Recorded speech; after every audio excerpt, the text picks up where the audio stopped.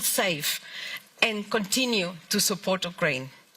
This is why it's vital that our citizens understand these decisions and that they see what is at stake for them and for the security. NATO is honored to launch this summit public forum with 4 fantastic partners: the German Marshall Fund of the United States, the Munich Security Conference, the Atlantic Council, and our Lithuanian co-host, the Eastern Europe Studies Center, whose director, Linas Kojala, is here with me to open this event today. Linas, I'm very excited about the program. It has been really hard, but I think we have a great lineup. So what discussion are you looking forward the most? Your Excellencies, dear Carmen, I'm so excited that I've lost my voice almost. But it's going to be an exciting event. We're going to have discussions on support for Ukraine, on deterrence and defense, on technology and climate change. So all the things that are on the agenda for political leaders as well. So it's going to be a successful event, that I know and can guarantee, because we have a fantastic team that contributed to this for more than 1 year. So I would like to thank the partners, the think tanks, NATO PDD, all the staff that's working here hard for days and weeks to make it perfect. And I'm going to be sure it's going to be the best NATO public forum ever.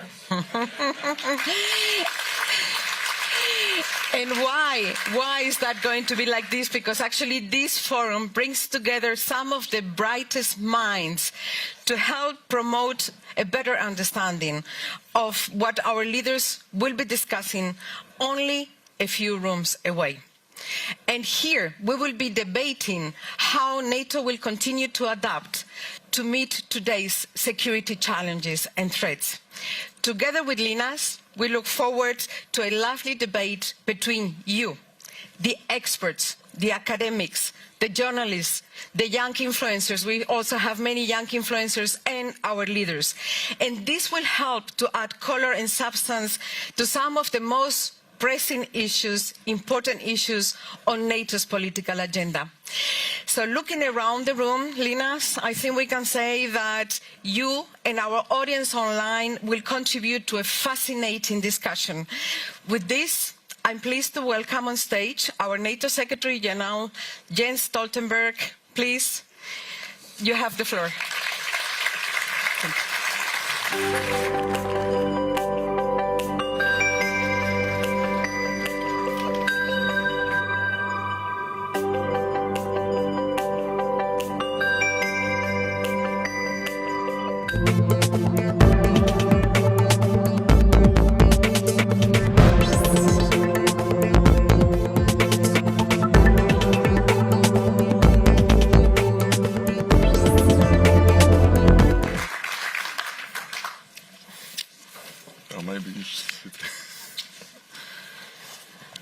Okay. Good morning.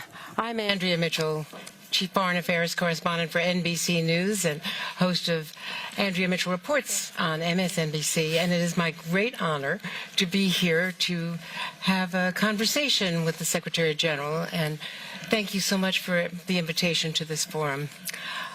Secretary General, first, congratulations on the extension of yet another year. In the middle of a war, I think the world is grateful that you are here to continue to lead this organization.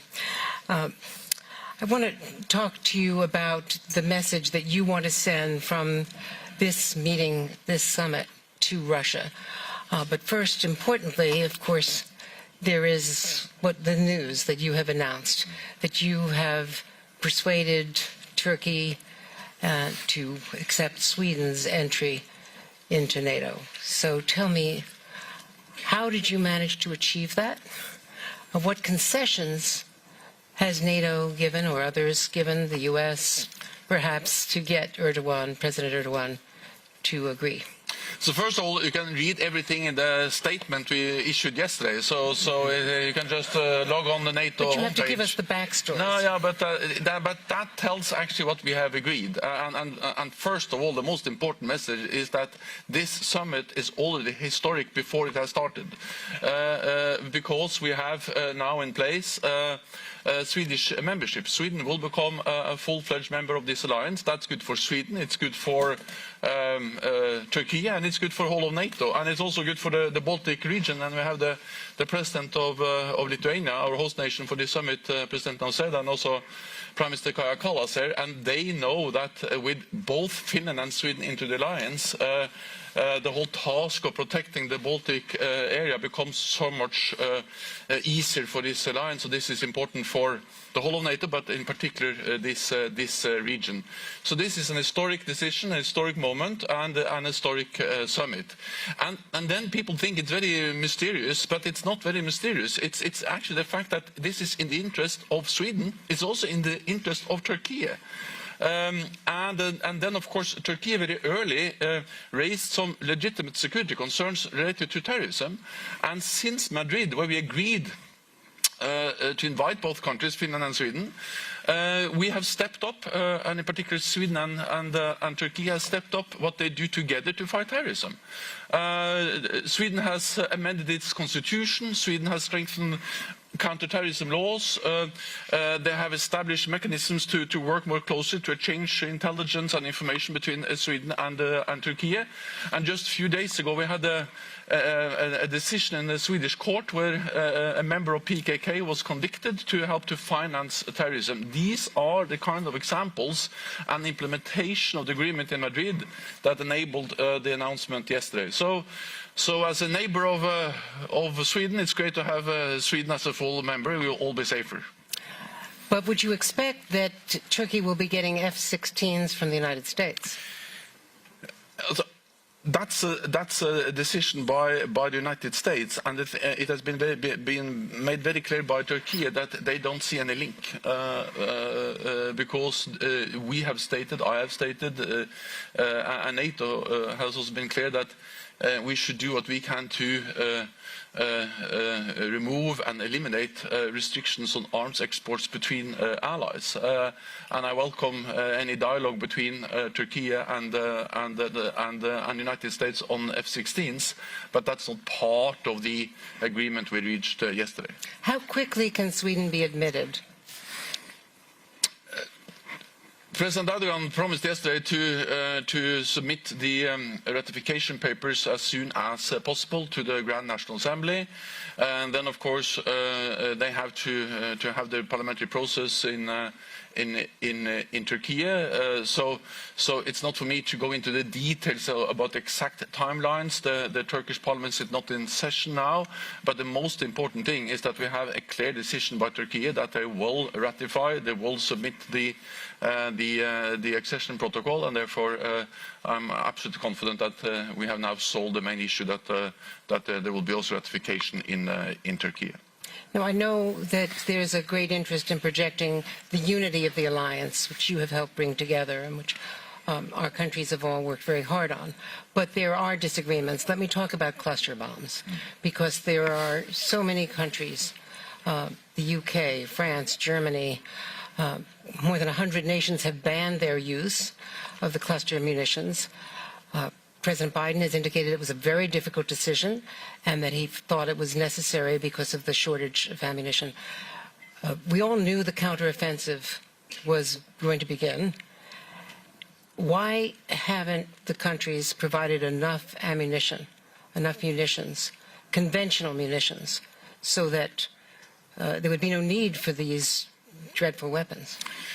I think we all have to realize that this war has now become, and actually been for many months, a war of attrition. And a war of attrition is a battle of logistics. The need to supply with ammunition, with spare parts, with fuel, with repair, with maintenance is enormous.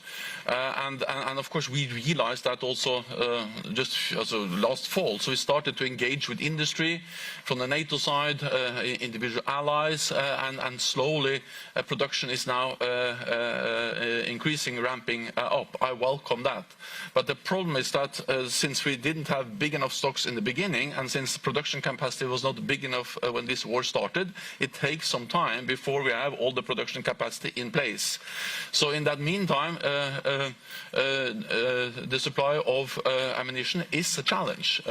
So far, allies have depleted stocks, but of course, in the long run, that's not a sustainable option. We need to get up production, and we are very focused on that. At the last NATO Defense Ministerial meeting, we met with the industry, and now gradually more and more allies are signing long-term contracts. We also use the NATO Support and Procurement Agency to have joint procurement to utilize the economy of scale to get our unit costs. The EU is also doing a lot to increase production. So all these efforts are gradually having an impact. We welcome that.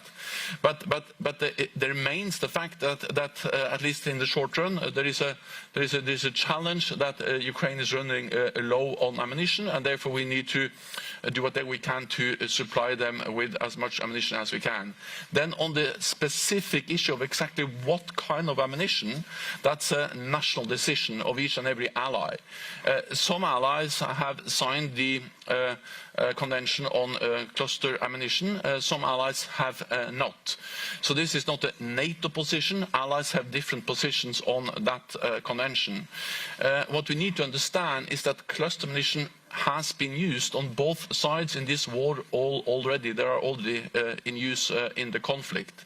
The difference is that Russia is using cluster ammunition to invade another country, to occupy Ukraine, while Ukraine is using cluster ammunition to defend itself against the Russian aggression.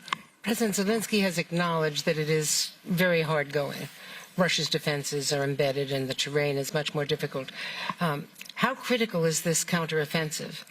Are you concerned that this could become a frozen conflict? So wars are by nature unpredictable. Wars tend to last longer than we expect. But our only answer is that we need to stand by Ukraine for as long as it takes. And we need to step up and sustain our support to Ukraine. That will be the clear message from this summit. That has been the message from NATO allies and partners now since the war started. And then we have to remember that the war actually started in 2014. What we saw in February last year was the full-fledged invasion. And NATO allies have been provided support to Ukraine since 2014. Then we stepped up after full-fledged invasion. Yes, the counter-offensive is of course extremely important. The Ukrainians are gaining ground. They are pushing back the Russian occupiers, but they meet fierce resistance. They dug in Russian positions, prepared defenses, minefields, dragon teeth, and a lot of other fixed defenses. Of course, this is a challenge, but again, the only answer from our side is to support Ukraine. Are you confident that this summit will agree on security guarantees for Ukraine post-war? I'm confident that we will make strong and united decisions on Ukraine, both to sustain and step up our support. I'm also confident that on the membership issue, allies will reaffirm that Ukraine will become a member. And I put forward at the foreign ministerial meeting in Oslo in May a package on how to move forward on the membership issue. And that was a package of 3 elements. One was to step up practical support, not least to have a multi-year program to ensure that Ukrainian forces become fully interoperable with NATO forces. That's the first element. The second element is to strengthen the political ties with establishing the NATO-Ukraine Council, and I expect us to have we will have the inaugural meeting tomorrow, and that will be a new body that actually ensures that we meet as equals, Ukraine and all the NATO allies, and also a council that can make decisions. And the third element in the package I put forward at the foreign ministerial meeting in May was to remove the requirement for membership action plan, because Ukraine has come a long way since we made that decision in 2008 that the next step will be a membership action plan. Ukraine is much closer to NATO, so I think the time has come to reflect that in also the NATO decisions. So all put together, including that we make clear that Ukraine will become a member, we remove the membership action plan, we make their forces interoperable with NATO forces, we establish a NATO-Ukraine Council, all that together will send a very strong and positive message from NATO to Ukraine. Are you concerned about, as this war becomes more protracted, are you concerned, though, about pressure for negotiations and lack of support in the United States in an election year, which we're hearing from some quarters in both parties? Also, what we have seen is an enormous will from all allies across Europe and North America to support Ukraine. And if you look at the opinion polls, the support remains very high.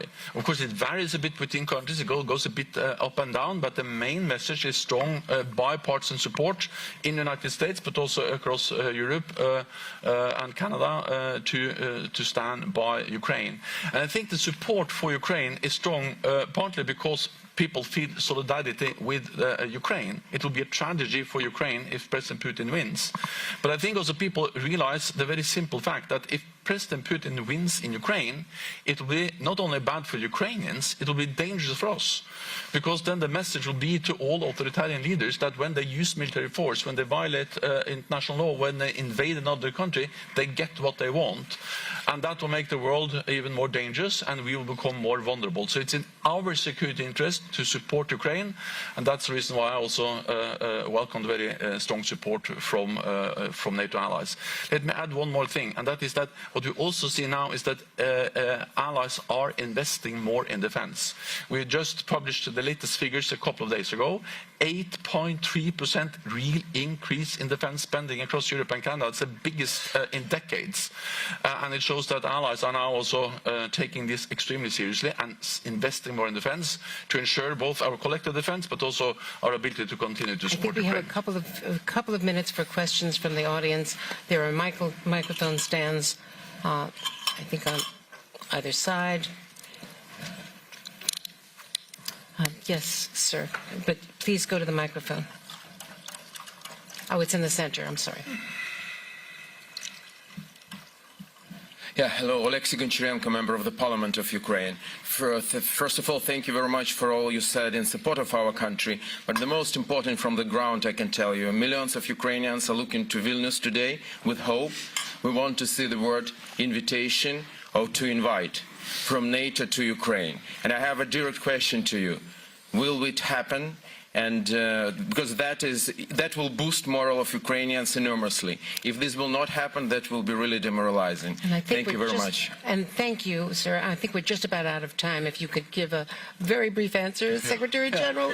No, you would see the language in a few hours. We will, because we are now finalizing the communique. There we have the language.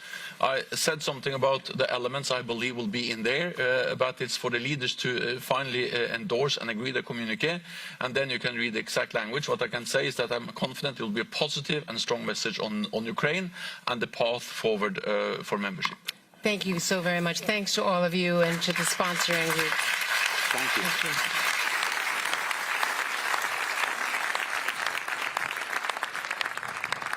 Thank you.